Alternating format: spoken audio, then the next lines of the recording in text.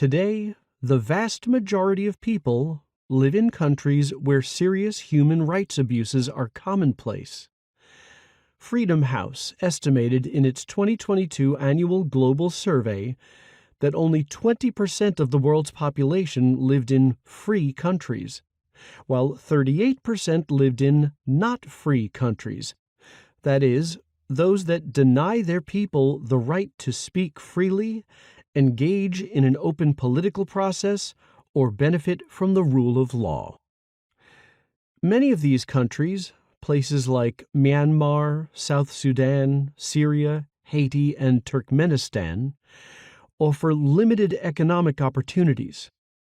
Most multinational companies do not consider doing business there, and it's an easy decision. But in countries like Saudi Arabia, Russia, and Bangladesh, where production costs are low or economic opportunities significant, companies routinely decide that potential outweighs any human rights risks. This chapter assesses how companies operate in some of these tough places and what they can and should do to mitigate human rights risks.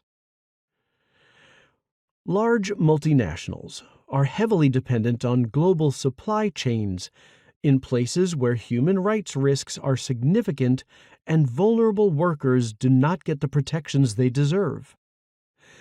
This is not a controversial statement. It is how work gets done in every industry, from bottling plants in Colombia to call centers in Anytown, USA. Arguably, outsourced labor has upsides, not just for corporate bottom lines, but for the millions of people in developing nations whom it lifts out of poverty.